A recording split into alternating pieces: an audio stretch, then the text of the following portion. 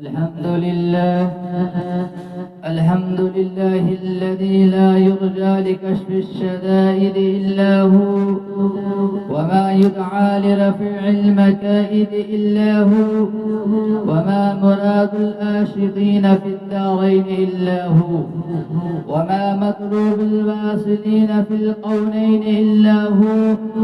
المخلوق كلهم ضعفاء لا قوي إلا هو، والناس كلهم فقراء لا غني إلا هو، لا واجد ولا ماجد إلا هو، لا حافظ ولا ناصر إلا هو، غافر الذنب وقابل التوب شديد العقاب ذي الطول، لا إله إلا هو.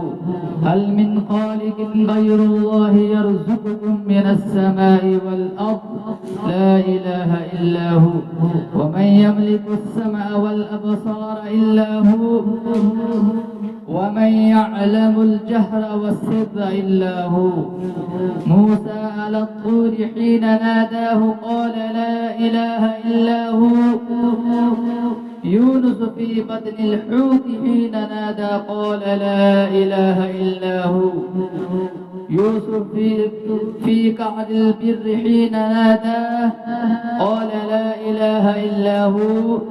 إبراهيم في نار الحريق حين ناداه قال لا إله إلا هو. ونشهد أن لا إله إلا الله وحده لا شريك له، وهو الحي لا إله إلا هو. ونشهد أن سيدنا ومولانا محمدا عبده ورسوله صلى الله عليه وعلى آله وأصحابه وبارك وسلم.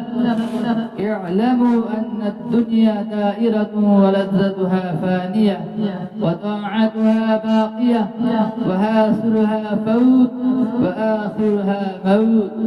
إخواني، بدن ضعيف، وسفر طويل، وزاد قليل، وبحر عميق، والنار حريق، والصراط دقيق، والميزان عديل، والقيامة قريب، والحاكم رب جليل، والمنادي جبريل، ويقول الجنة وعدي، ويقول النار عهدي، ويقول الكعبة زواري، ويقول الآدم سفيه الله يوم القيامة يا ربي نفسي، ويقول نوح نجي الله يوم القيامة يا ربي نفسي، ويقول إبراهيم خليل الله يوم القيامة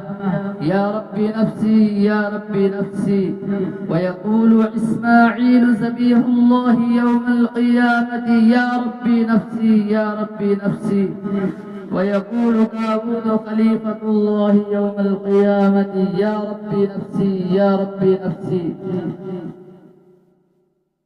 ويقول سليمان صاحب المملكة يوم القيامة يا ربي نفسي، ويقول يوسف صديق الله يوم القيامة يا ربي نفسي، ويقول موسى كليم الله يوم القيامة يا ربي نفسي، ويقول عيسى روح الله يوم القيامة يا ربي نفسي، ويقول رسولنا ونبينا وهادينا وشفيعنا وسيدنا محمد صلى الله عليه وسلم يوم القيامة يا ربي أمتي، ويقول الجليل الجبار جل جلاله عم نواله حبيبي يا عبادي لا خوف عليكم ولا أنتم تحزنون. بارك الله لنا ولكم في القرآن العظيم، ونفعنا وإياكم بالآيات والذكر الحكيم، إنه تعالى جواد كريم ملك بر رؤوف رحيم.